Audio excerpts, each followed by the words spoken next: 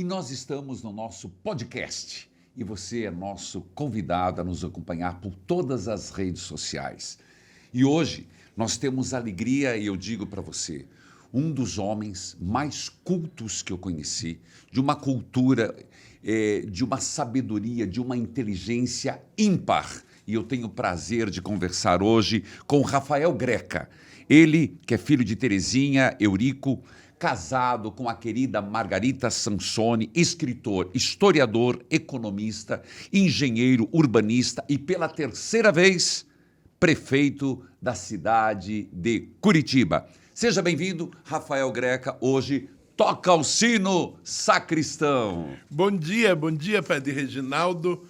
Bom dia para todos que estão nos ouvindo, vendo e conectando através do podcast Toca o Sino Sacristão.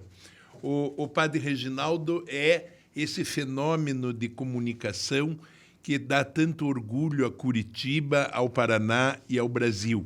E também à nossa Igreja Católica. Ele que é amigo de vários papas já e que começou como nosso padre da Igreja de Pinhais, depois foi para a TV Educativa do Paraná, depois aterrissou aqui no Santuário de Nossa Senhora de Guadalupe para a alegria de todos os que amamos Curitiba e transformou o antigo Santuário de Nossa Senhora de Guadalupe num ponto de romaria e de peregrinação do mundo inteiro, e do Paraná e do Brasil inteiro.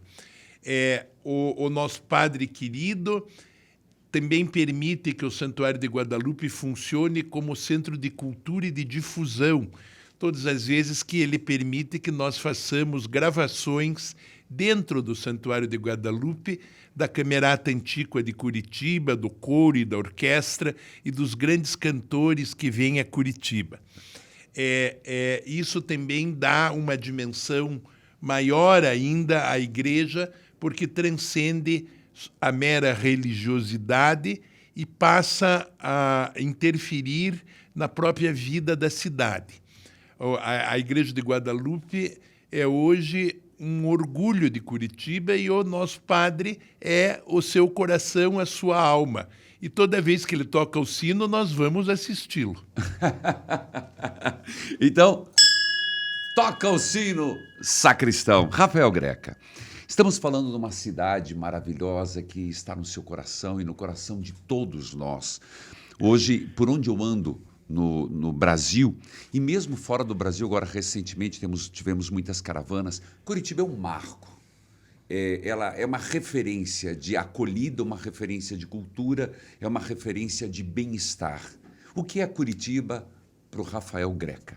Curitiba é a minha casa, foi o meu berço, é o meu caminho e vai ser a minha sepultura.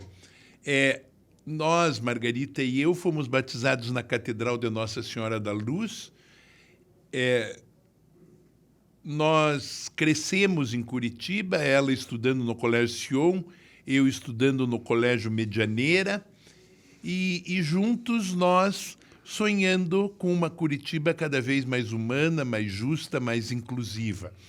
Nós começamos juntos, quando começamos a namorar, fazendo as festas da Igreja da Ordem, onde você ia celebrar muitas vezes, que eram grandes mutirões de caridade que nós fazíamos no centro histórico de Curitiba. Eventos tradicionais que hoje se materializam todos os domingos na feirinha do Largo da Ordem e no grande palco das etnias e pavilhão étnico que nós fizemos no Memorial de Curitiba, no final da Rua de São Francisco, com a Rua do Rosário, aquele prédio lindo que nós construímos na ocasião dos 300 anos de Curitiba. Se pensar que já faz 30 anos que eu fiz tudo isso, eu agora sou prefeito de novo dos 330 anos de Curitiba. Eu acho que isso é uma missão que me conferiu o bom Deus e eu todos os dias peço a Deus que eu consiga terminá-lo com um brilho cada vez maior. A cidade está linda, está bem cuidada, está urbanizada, está humanizada. Nós temos uma ampla estrutura de atendimento social, onde nos ajuda muito a Igreja Católica e também todas as outras igrejas cristãs, e até a maçonaria e até os terreiros de Umbanda, as entidades da sociedade civil, que é o programa Mesa Solidária, que esse ano, e até deve merecer uma atenção do Papa Francisco, esse ano a Mesa Solidária completa, agora nesse mês, 1 milhão de refeições gratuitas servidas.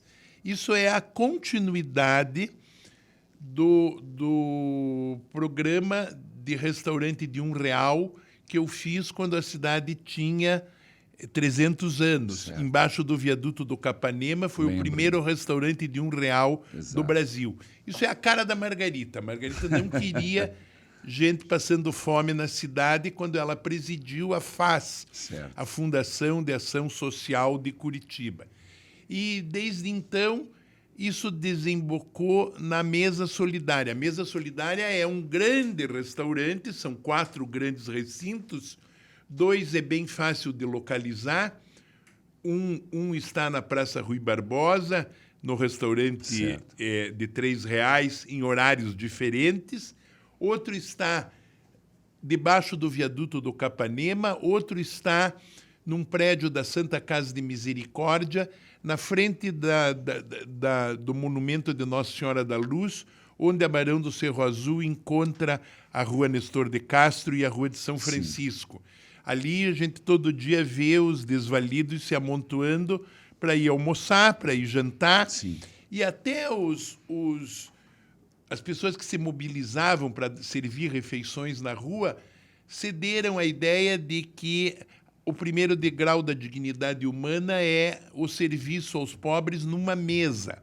Perfeito. Nós não queremos ninguém comendo na sarjeta, nem comendo na calçada. Aquela marmita nem espalhando marmitas na rua, porque nós não queremos também que usem os desvalidos para pontos de narcotráfico na porta das igrejas ou no centro histórico da cidade, a pretexto de que são pobrezinhos e que precisam receber comida. É dignidade. Né? A dignidade começa na mesa. Nosso Senhor comia com publicanos e pecadores e pecadoras à mesa. A mesa é o primeiro degrau da dignidade. Então, sarjeta não é mesa e rua não é moradia. Nós temos que fazer um grande trabalho. Toca o sino, sacristão. Preste atenção, gente. Olha aqui que percepção de dignidade, de não oferecer que se comam e se usem até dos mais empobrecidos para fazerem deles nem um ponto político e nem usar para narcotráfico, sim, mas dignidade da mesa. Isso é muito cristão. Eu disponho as mesas, mantenho os restaurantes populares, mas se prestarem atenção, eu e Margarita nunca vamos. Até gostaríamos de ir.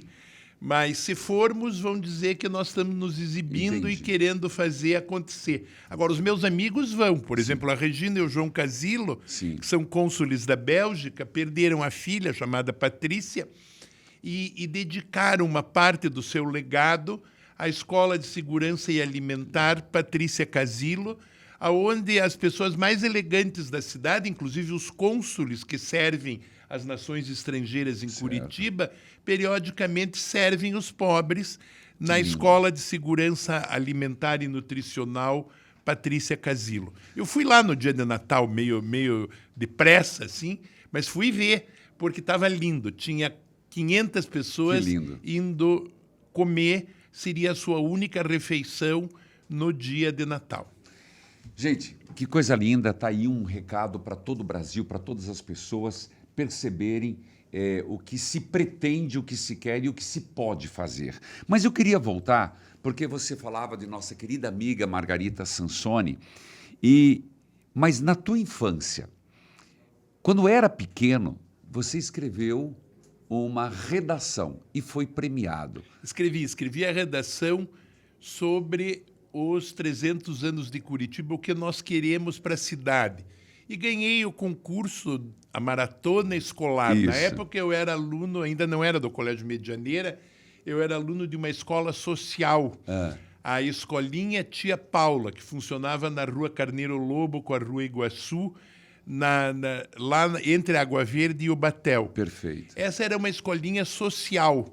A dona Paula Pedroso do Amaral, que era a mulher do doutor Vicoca, que era o filho do Vitor Ferreira do Amaral, fundador da universidade, Sim. era uma gente muito elegante da cidade, e a dona Paula Pedroso do Amaral era a mulher do doutor Vitor Ferreira do Amaral Júnior. Sim. E ela resolveu fazer uma homenagem à mãe do doutor Vitor Ferreira do Amaral,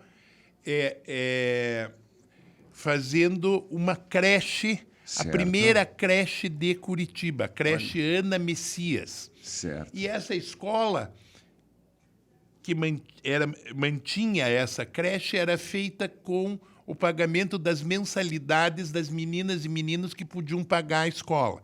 Era uma escola social. Entendi. Então, está no meu DNA toda essa raiz social. A primeira creche da cidade eu vi de perto, que era a creche Ana Messias, na Avenida Iguaçu, que depois a Fanny Lerner espalhou creches por toda a cidade. Certo. Hoje nós temos quase 300, não, temos 316 creches, Puxa vida. se eu não me engano, e temos 400 escolas. Maravilha. Então, Curitiba foi ficando uma cidade social.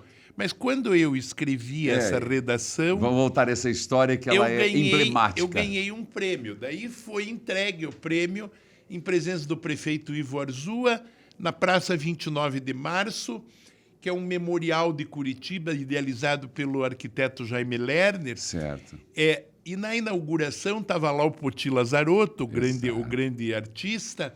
Estava também o arcebispo que me crismou, Dom Manuel da Silveira Delbu. E estava tocando o Chico Buarque. Nossa! Porque o Chico Buarque estava fazendo sucesso com a banda. Eu vi a banda passar. Memorável. E daí tocaram essa música. Nós nem sabíamos quem era o Chico Buarque, mas eu fui o piá pançudo, que era o mais exibido possível, que ganhou a redação de todos os piás e de todas as meninas de Curitiba. Virei o reizinho dos curitibinhas. E daí puseram o escrito numa urna, gravaram em metal a minha redação e puseram também numa caixa fechada, e eu tive a chance de abrir essa urna há 30 anos atrás, no dia 29 de março de 1993, quando prefeito eleito de Curitiba no primeiro turno, eu fui o sucessor do Jaime Lerner. Olha aí, que coisa. E depois eu li a redação, daí não achei que eu era tão grande coisa. Não, mas veja a mão de Deus. Veja a mão de Deus te conduzindo de criança e depois poder abrir essa urna. Eu estou meio parecido com o Dalton Trevisan, que ia na Casa da Memória roubar os seus escritos de quando era jovem para rasgar e queimar, porque odiava que o estilo antigo não era tão bom como o atual. O nosso maior cronista, uma vez eu prendi o dedo dele na gaveta do arquivo, porque o velho queria roubar todos os exemplares da revista O Joaquim para pôr no fogo, porque não queria que ninguém soubesse como ele escrevia no passado. Daí eu disse, o senhor não vai fazer isso com a memória da cidade, e bati a gaveta e prendi o dedo do Dalton Trevisan, que ficou muito brabo comigo. Bom, falando em Dalton Trevisan, falou de Poti Lazarotto. O vampiro de Curitiba. Amigo do Poti Lazarotto. Exato. É uma figura extraordinária, né? Por que ele é tão importante? É importante porque escreve bem, escreve de maneira concisa, ganhou todos os grandes concursos de contos nacionais e é capaz de dizer uma história inteira em 4, 5 linhas. Entendi. É o contrário de nós dois, ele fala bem menos. Fala bem menos. Bom, você também escreveu muitos livros. Escrevi mais de 60 sempre livros. Sobre a história de Curitiba. E o maior é o Curitiba Luz dos Pinhais, que tem mais de 600 páginas, e que é o livro com todo o meu legado, as minhas memórias, as memórias da casa das minhas tias, as memórias dos nossos avós imigrantes, polacos, italianos, alemães, russos brancos, austríacos, suábios, argelinos, japoneses, coreanos, ucranianos. Verdade. Curitiba é uma rua que passa por muitos países e guarda o Brasil inteiro no seu coração. Hoje, todas as gentes que representam a humanidade, graças a Deus, estão em Curitiba. O nosso querido Papa, o Papa São João Paulo II, na missa do Centro Cívico, você não estava aí, né? Não, ainda não. Você morava em Eu estava em no Viena? seminário. Não, eu estava no seminário ainda. Era... Azar teu que não veio, foi É tão verdade. bonito. Depois eu quero saber os detalhes. Eu organizei a visita do Papa a pedido do Jaime Lerner. Certo. Levei a imagem de Nossa Senhora da Luz pro Centro Cívico. Na hora que eu pus a imagem de Nossa Senhora no altar, o povo cantou o Louvando Maria. Ver 1 milhão de pessoas cantando o Louvando Maria era uma coisa de arrepiar. Em que local era? Ali no Centro Bem na Cívico? porta do palácio. Bem na porta do palácio. Um grande palco todo amarelo e branco. E na véspera nós tínhamos recebido, à beira de uma casa polaca da família Filipak, todos os polacos do mundo, os de Curitiba e os que vieram de fora, para ver e fazer a visita com o Papa. Foram 40 mil polacos, muito mais animados que a torcida do Curitiba, que agora anda meio caída, cantando o Stolat, que viva 100 anos. Nós fizemos um tapete de flores e eu tive a chance de ver pela primeira vez o Papa Santo apertar a sua mão, beijar o seu anel, recebi uma medalha comemorativa e desde então fiquei seu amigo.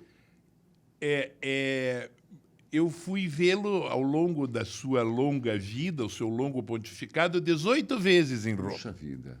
Meus pais também foram, com a minha irmã e o meu cunhado, foram também vê-lo.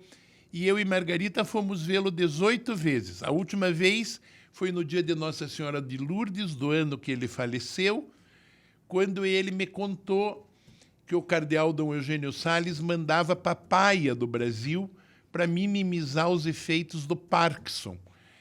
Parece que a papaya é muito boa para quem tem mal de Parkinson. E todo dia o avião na época era ainda da Varig, Puxa vida. trazia, não sei se era da Varig, não, acho que era da Transbrasil, trazia uma caixa de papaya do Rio de Janeiro que o médico francês do Papa disse que aliviava o Parkinson. Mas o Papa disse que estava cansado e que estava na hora de ir embora e nos deu a bênção e se despediu. E daí passou 1 mês e meio, mais ou menos, ele foi para a eternidade e virou o nosso santo mais querido, o único santo que já visitou Curitiba. Pelo menos dos santos que a gente conhece. Deve haver santos que a gente não conhece. E por enquanto, né? Vivendo em Curitiba. Verdade. Qual é a sensação de ter conhecido um santo? É a melhor possível, porque ele era muito gentil, muito agradável, recebia com muita delicadeza. Uma vez era de manhã muito cedo, Margarita botou um barrete, um chapéu de feltro, porque estava muito frio. Sim. E ela não atentou ao detalhe que no barrete tinha um broche com a crescente, com a lua dos muçulmanos.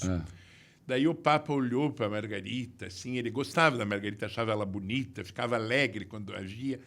Daí ele olhou para ela e disse: "Senhora Greca, que capelo importante." Eu quase morri de vergonha. Passou despercebido, né?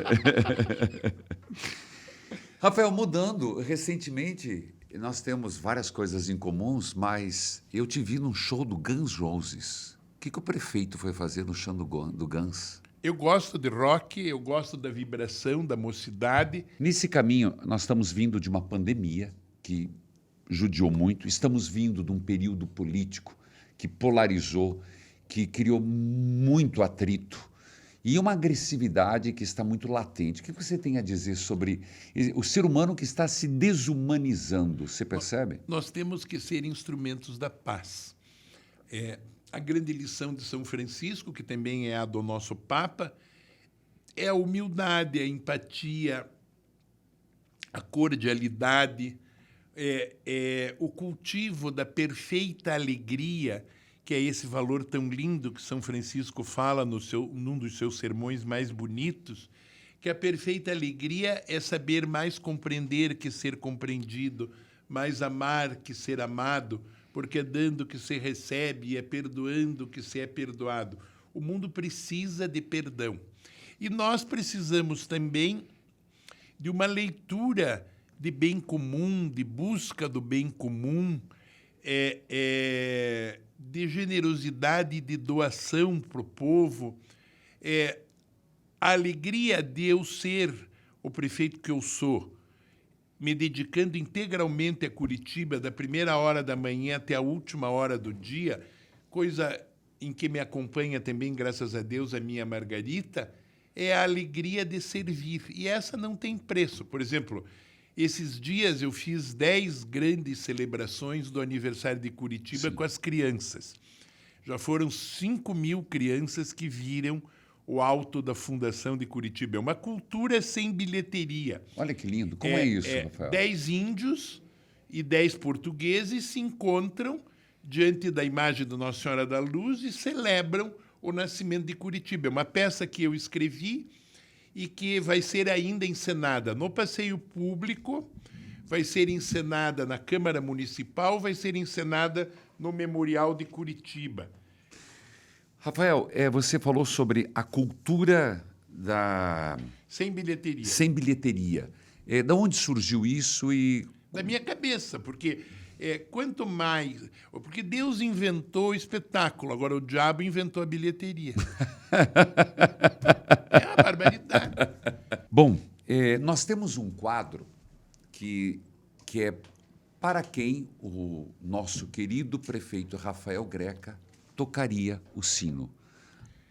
Toca o sino a favor ou contra? A favor. É como para quem tiraria o chapéu, para quem você toca o sino. Tá bom.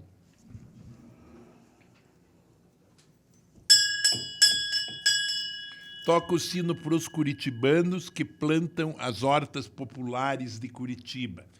Já são 150 hortas de pessoas que foram lavradores do norte e do interior do Paraná e que, vindo para a cidade depois da geada de 1975, desenvolvem essa cultura urbana de plantação no espaço urbano.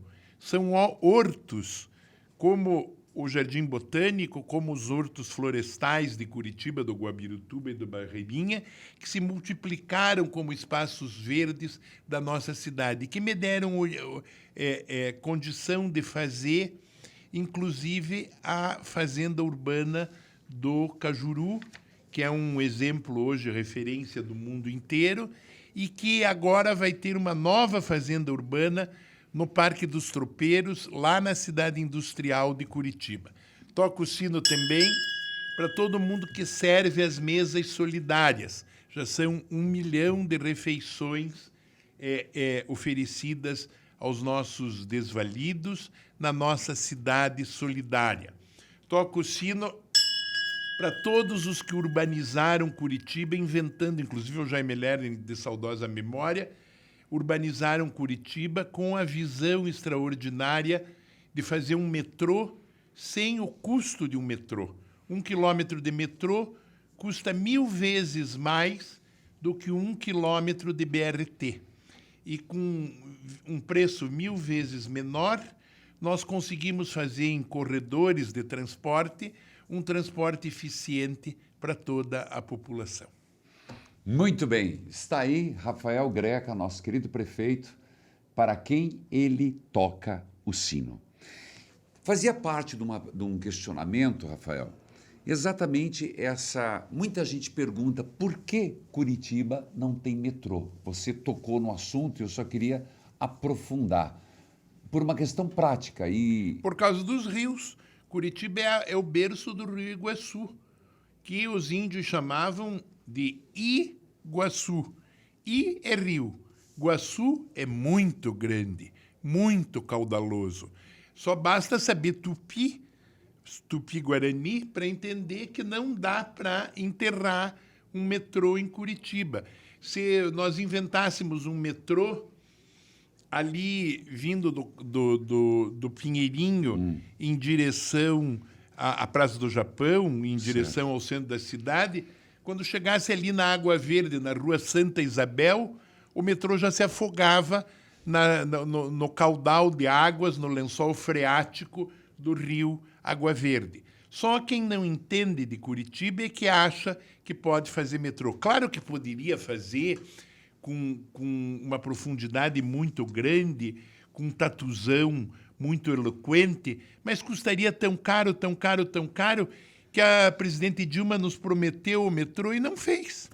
Entendi. O meu antecessor, coitadinho, ficou afogado na ideia do metrô e perdeu a eleição para mim. Você tem um título muito importante na cadeira 8 da Academia Paranaense de Letras. Como você se sente fazer parte? É um tributo ao paranismo, a ideia de cultivar o Paraná. Menos é uma coisa de vaidade e mais uma vontade de contar a nossa história, de fixar a nossa história em livros, em fazer a nossa cidade avançar.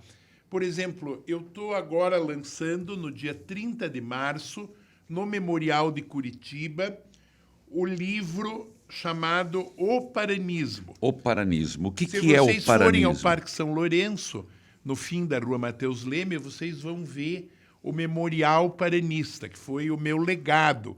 Para essa minha gestão, eu escolhi fazer um jardim de esculturas de João Turim e guardar todas as esculturas paranistas que foram feitas pelo João Turim. Sim. Essas esculturas estavam em gesso, porque o Turim nasceu em 1878 e morreu em 1949, depois de fundar a Escola de Belas Artes. Sim. Mas antes ele estudou em Paris, estudou em Bruxelas, ele estudou em Roma. Ele foi um grande e foi nosso. Sim. Bom, ele foi o modernista paranaense, com a ideia de fixar toda uma estética baseada nos pinhões, nas pinhas, nos pinheiros, nas grimpas dos pinheiros. Ele, o seu companheiro Lange de Morretes, que desenhou as calçadas de Curitiba, o Guelfi, que pintou o Palácio da Liberdade na Praça Generoso Marques, tem um teto belíssimo, que é a antiga prefeitura, que todos os curitibanos devem entrar. Onde que é a antiga prefeitura? No Paço da Liberdade. No Paço da Liberdade. Vale um programa de televisão para a TV evangelizar.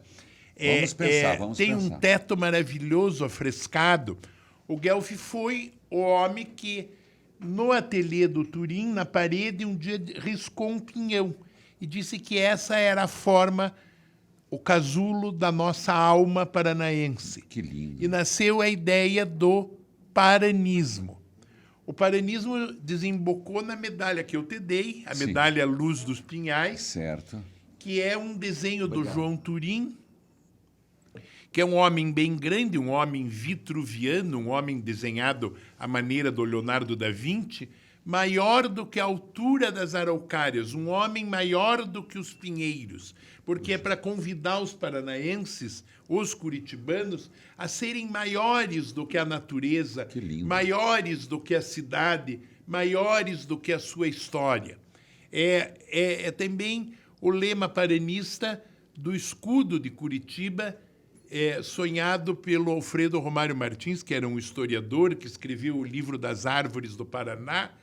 O Alfredo Romário Martins dizia que Curitiba tinha um lema, Semper ad excelsa, cada vez mais para o alto. Que lindo. Semper ad excelsa, como são os pinheiros, que começam pequenininhos, caem com o bico para baixo, viram dentro da terra em direção ao sol e depois acordam araucárias brotando cada vez mais. Para celebrar o paranismo, nós vamos fazer esse livro e uma grande exposição. E vamos exibir pela primeira vez o último trabalho de João Turim, que nunca ninguém viu, que desapareceu na França eu pedi para uma escultora moderna refazer a escultura. Sim. É um quadro chamado O Exílio, Puxa. que é um velho exilado fugindo. Nós vamos fazer em tamanho glorioso essa estátua e depois, esse ano, no forno de fundição do Memorial Paranista, nós vamos fundir essa estátua em bronze como o marco dos 330 anos de Curitiba. Vida. Eu comecei os 300 anos de Curitiba celebrando o nome da cidade, a história da cidade, com o Memorial de Curitiba, e vou terminar esse meu legado com o Memorial Paranista, que vai ganhar sua última estátua, que primeiro vai ficar exposta no Memorial de Curitiba, depois irá em cortejo em direção ao Parque São Lourenço para lá ser entronizada. Que maravilha, que coisa linda, gente.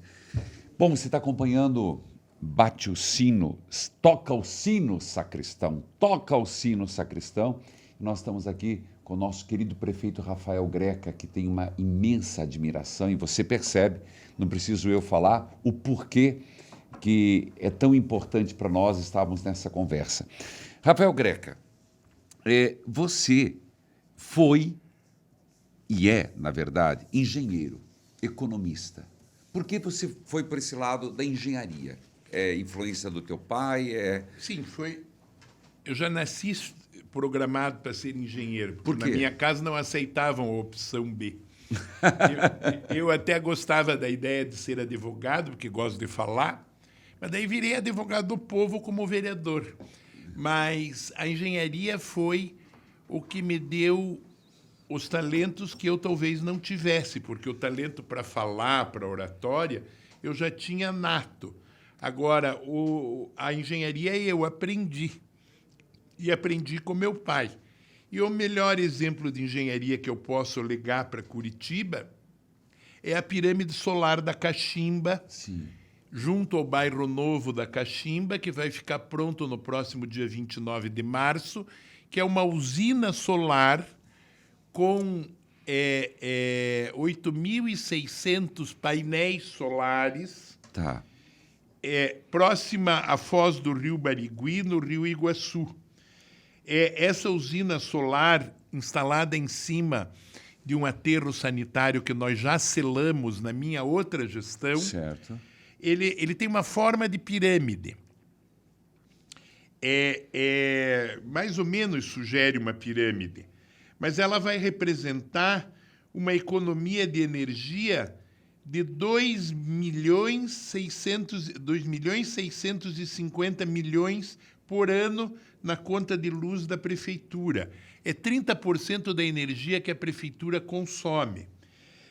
Com esse dinheiro, nós podemos, todo ano, com a economia, construir mais um CEMEI, mais uma creche, Certo. ou Centro Municipal de Educação Integral, ou oferecer 1.000 refeições grátis por dia para todo o povo por um ano e meio. Nós também vamos fazer telhados solares na rodoferroviária, em todos os terminais, nas estações tubo, porque a minha ideia é entregar uma cidade solar para aquele que vai me suceder, mulher ou homem que venha me suceder. Isso vai acontecer a partir de junho do ano que vem, porque eu vou ter que deixar a prefeitura no final de 2024. Mas a minha ideia é legar ao Brasil um compromisso com as energias limpas, um compromisso com a despoluição, um compromisso contra o aquecimento solar, um compromisso com as energias gratuitas e um compromisso também de solidariedade com os mais pobres, porque o aquecimento global prejudica mais os mais pobres. Já é sabido que está chovendo 10 vezes mais o que chovia há 10 anos atrás. Sim. Haja vista o que aconteceu em São Sebastião, o que aconteceu em Petrópolis, Verdade. o que acontece todos os dias na grande cidade de São Paulo. Isso. O que às vezes acontece aqui em alguns setores da cidade, quando chuvas localizadas acontecem só num único lugar. Então, nós temos que trabalhar pelo reflorestamento e pelo desaquecimento global. Nós temos também que salvar a Amazônia, mas nem só da Amazônia viverá o mundo. Todas as grandes cidades têm um compromisso contra o aquecimento global. E os norte-americanos têm que desligar as termoelétricas, os chineses têm que desligar as termoelétricas, o mundo tem que desligar os motores a óleo diesel. Nós temos que trabalhar cada vez mais em direção às energias limpas. Por isso, a pirâmide solar é o marco dos 330 anos de Curitiba, e eu vou ter o prazer de inaugurá-la. Eu quero que você vá abençoar. Irei com o maior prazer. Porque o arcebispo é muito complicado, não sei se você vai. Mas se ele vier, ele vai entrar na história. Tá bom. Agora, não sei se ele vai querer vir.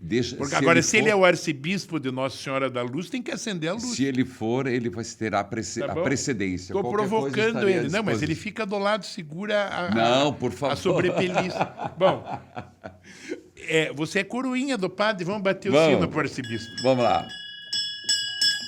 Dom Peroso, tá aí, ó. Tocando o sino, toca o sino sacristão para Dom José Antônio Peruso. Porque, veja, é muito importante o nome de Curitiba. Nossa Senhora da Luz dos Pinhais de Curitiba. É uma cidade com nome de árvore. É de semente de árvore. Curitiba, muito pinhão. É uma cidade feita para semeadores. Por isso, nós temos uma estátua paranista do semeador do lado da Câmara Municipal, feita pelos polacos em 1922. Por isso, nós temos sementes de pinhão em todas as nossas calçadas, numa semiótica de mármore branco e de abásio preto, que são as maravilhosas calçadas de Curitiba. E não me venham dizer que escorregam. Nós fazemos do lado um caminho acessível, e não me reclamem das calçadas de Curitiba, que são patrimônio cultural de Curitiba, do Paraná e do Brasil. Engraçado, eles só falam lá de Ipanema, falam das calçadas de Copacabana e não valorizam o que temos, né? Sim, porque os portugueses eram mestres de petit pavé, né? De lajotinhas portuguesas. O Marquês de Pombal, depois do terremoto de Lisboa, em 1755, fez a urbanização do bairro da Baixa, em Lisboa. Sim. E fez uma praça inteira com as ondas do mar. E daí os prefeitos do Rio de Janeiro fizeram o mesmo desenho nas calçadas de Copacabana. E depois repetiram nas calçadas de Ipanema e do Leblon.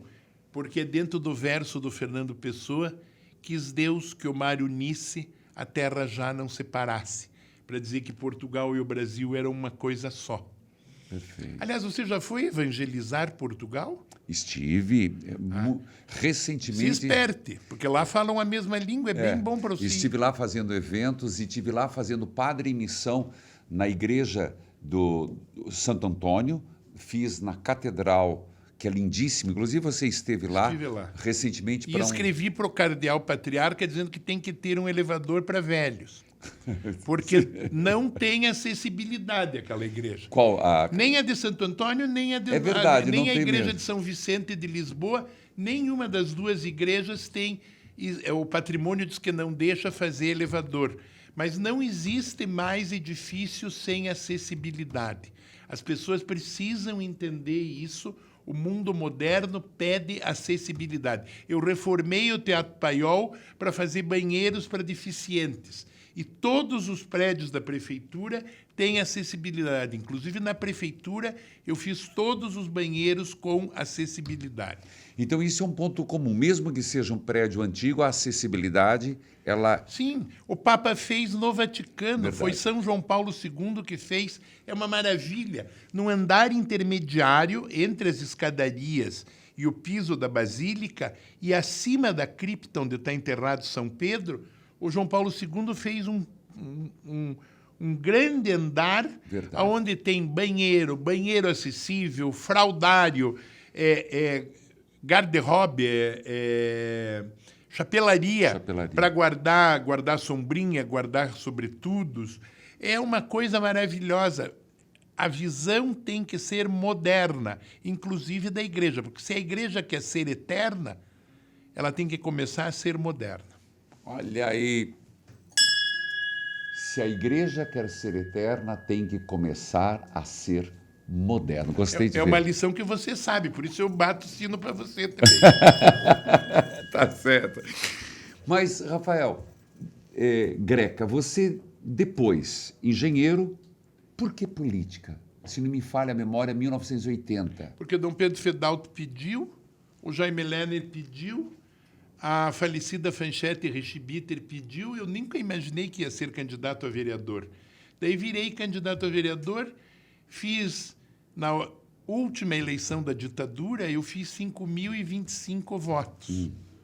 E, na época, tinha que votar, não votava para presidente, votava para senador, para governador, para deputado federal, deputado estadual e vereador.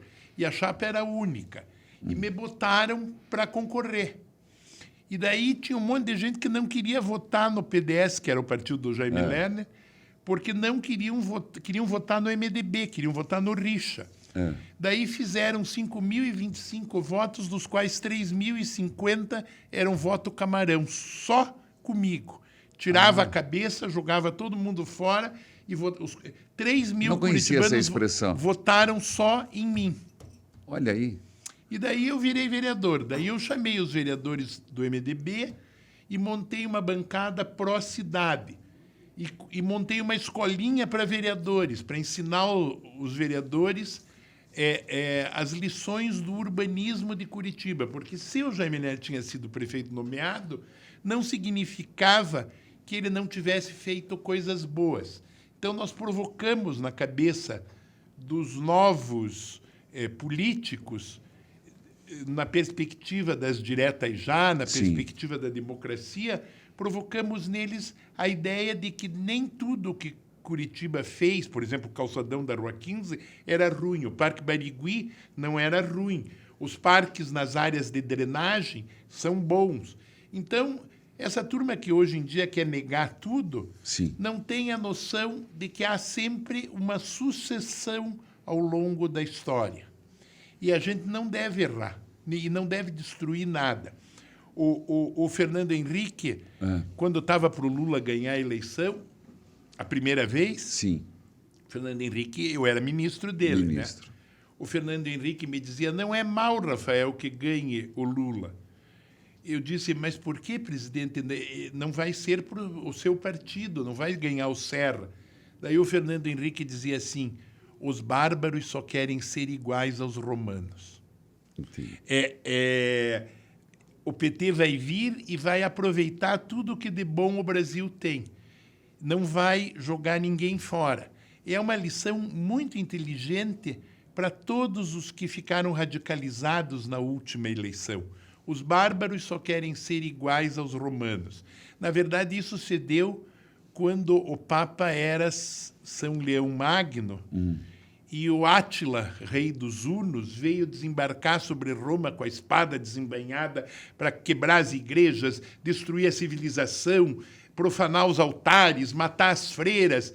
E daí o Papa se paramentou, foi às portas de Roma, esperou Átila,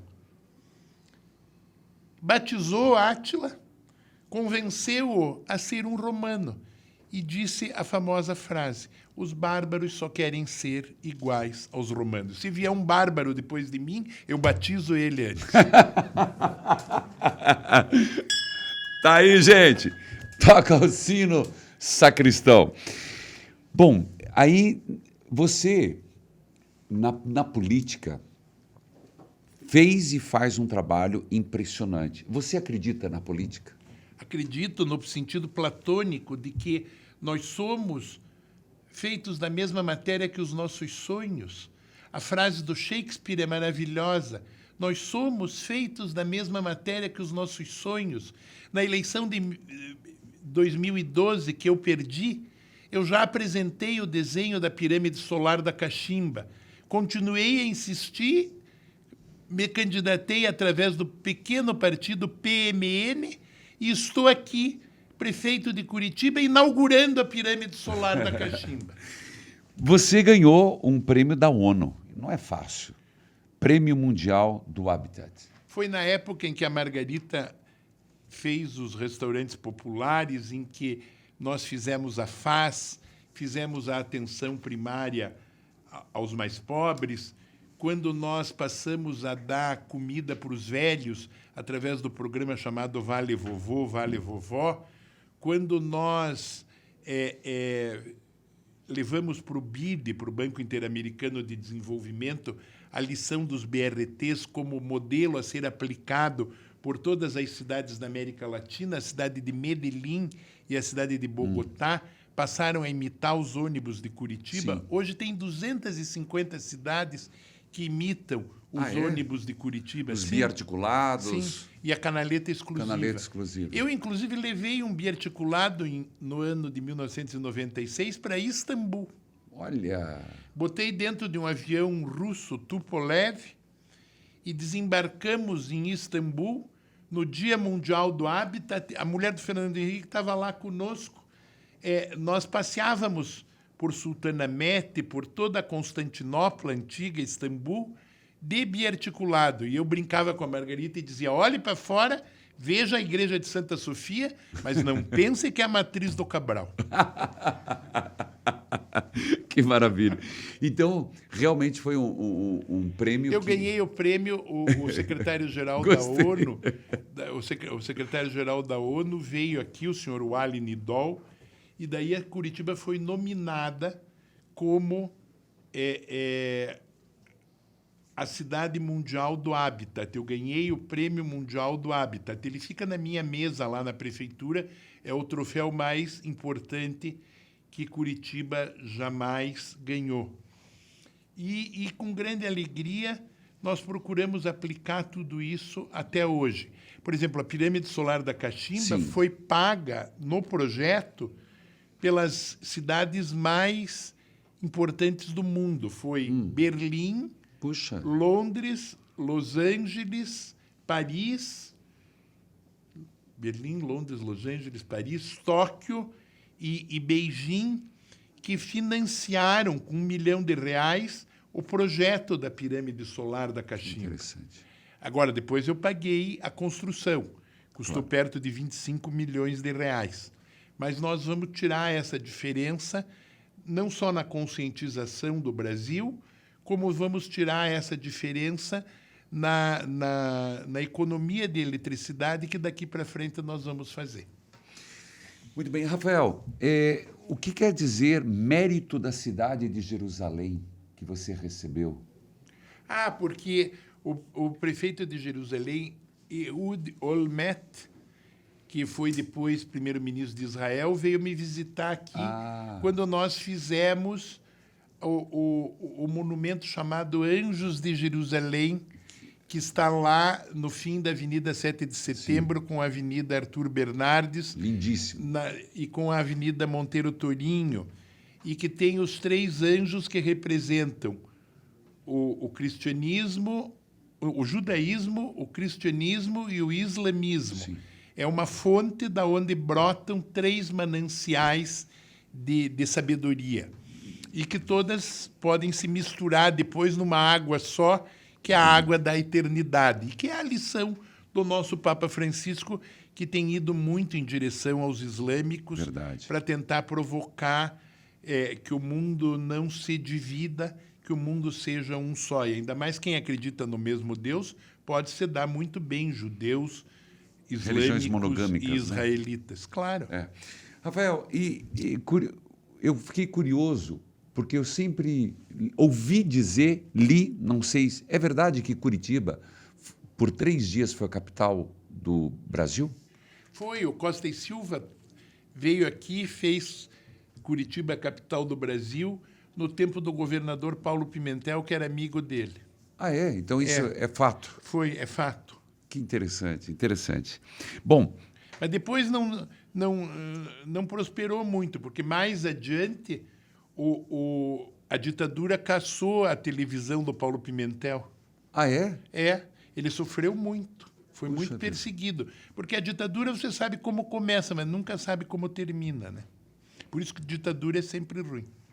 Farol do Saber. Você é um marco e as pessoas atribuem muito à sua gestão. E de onde surgiu essa ideia do Farol do Saber? Do Museu do Vaticano. Eu estava com a Margarita na sala do rei Ptolomeu Filadelfo, aquele que é o amigo das letras, observando as esculturas daquele lugar sagrado da sabedoria. Sim. E daí passou uma freira com um monte de criancinhas que estavam também tendo lição sobre o rei de Alexandria, que fez a Biblioteca de Alexandria, a primeira biblioteca do mundo, que ficava ao sopé do farol de Alexandria. E eu imediatamente tive uma iluminação de desenhar um farol na porta das escolas, com 5.000 livros e com uma lan house pública, porque era o advento da internet, 93 era o ano da internet, para provocar nas pessoas a democratização da informação. Agora nós temos também faróis do saber e da inovação, que são biblioteca, lan house e impressoras 3D, que as crianças chamam, os curitibinhas chamam de fábricas de brinquedos. As crianças estudam um livro, vêm os personagens do livro, por exemplo, o Rei Leão. E daí passa um tempo, eles escrevem uma redação, depois eles fazem um protótipo, daí eles desenham os leõezinhos e daí fabricam os leõezinhos e levam para casa. Ah, que maravilha. Que daí são 3 linguagens. A linguagem da compreensão, da pedagogia, a linguagem letrada, que é de ler a história, Sim. e a linguagem da prototipia, ou a linguagem do desenho, a linguagem da robótica, que é a linguagem do futuro. Mas nada se compara a um cérebro que lê. Por isso eu insisto muito na leitura. Nada se compara a um cérebro que lê. Eu li um artigo, aliás, no Observatório Romano, que você me dava assinatura uma época. Você, Padre Reginaldo, que era um livro de neurolinguística de uma alemã que falava que quando uma criança estava sendo alfabetizada, ela, por exemplo, lia assim, a criancinha lia, Ivo viu a uva. Para Ivo, dava um risquinho, fazia uma tomografia na criança na hora que estava aprendendo a ler, ela via um risquinho de luz.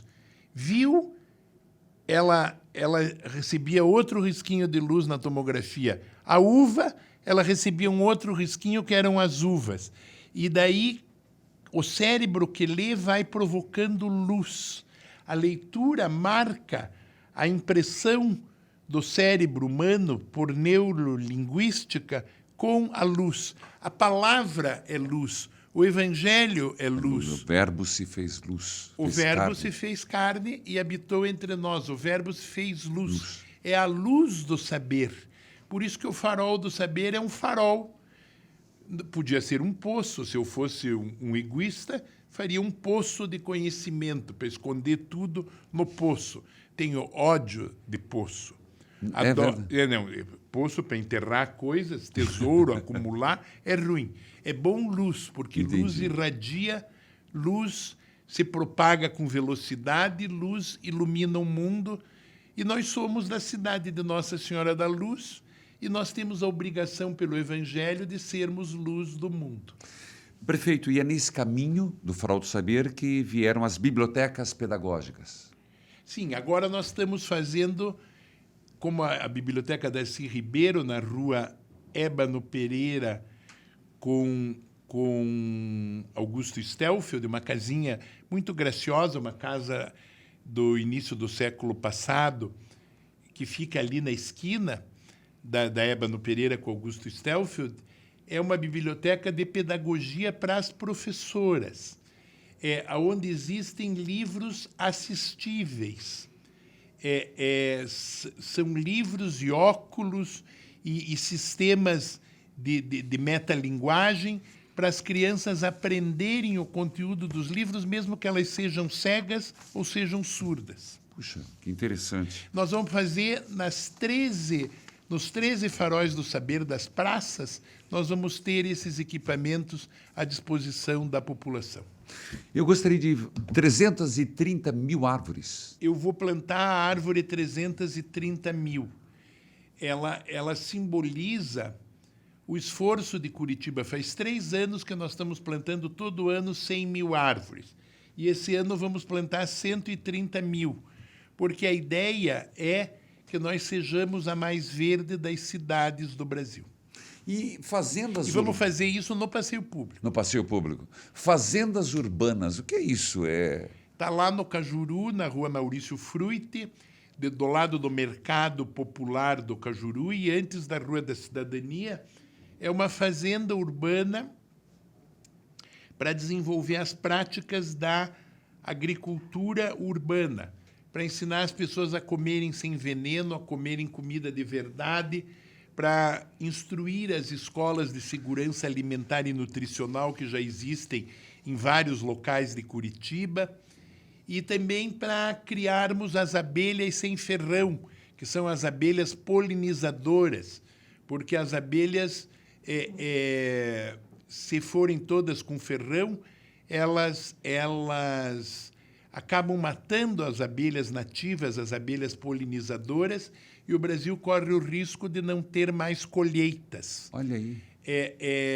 Hoje em dia já se vendem plantas de abelhas polinizadoras para quem planta, por exemplo, pêssegos na Lapa, leva umas caixinhas de abelhas nativas para polinizar as frutas, para fazer a colheita ser mais abundante. Esse é o trabalho que um amigo meu chamado Felipe Thiago de Jesus desenvolveu. É um menino muito jovem. Ele me foi trazido pelo Lucas Navarro, que é meu secretário, como seu colega, e ele trouxe para nós essa lição que veio da juventude, que é a ideia de que nós tínhamos que ser uma cidade também polinizadora. Que interessante. Poesia. Faz parte Faz parte do sonho. Nós somos feitos da mesma matéria dos sonhos. Eu fiz um poema sobre o Rio Iguaçu. Me enfiei dentro do rio, naquele passeio do Salto do Macuco, e vi as capivaras fazendo banho, vi as cataratas... Deixe em paz as capivaras. Deixem que tranquilas tomem o seu banho. Como é que foi? Estava lá? Desculpa. O rio conta... Nas areias do rio está contada a história do mundo. Eu fui andar dentro do Rio Iguaçu e daí, a partir da minha experiência de passear no Salto do Macuco, eu escrevi uma poesia que me levou para a Academia Paranaense de Letras. Que maravilha. Rafael Greca, é impressionante Curitiba, as suas redes sociais. Supera São Paulo, os acessos. Você é um internauta, você é alguém conectado nas redes sociais? Desde 93, eu adoro a internet. Eu gostava muito de todas as vezes que eu era informado sobre a internet. Muitas vezes eu aprendi sobre a internet visitando o Museu do Vaticano no tempo do Papa São João Paulo II, que era também ele um apaixonado pelos meios de comunicação. Hoje em dia, os nossos papas estão fazendo até Twitter. Verdade, verdade. Essa visão de estar em toda parte, emitindo o pensamento e compartilhando a informação, é muito boa. Se a humanidade usasse a internet só para o bem, como ia florescer o mundo se todos fossem faróis do saber e se a perversidade não frequentasse a internet? Seria uma maravilha.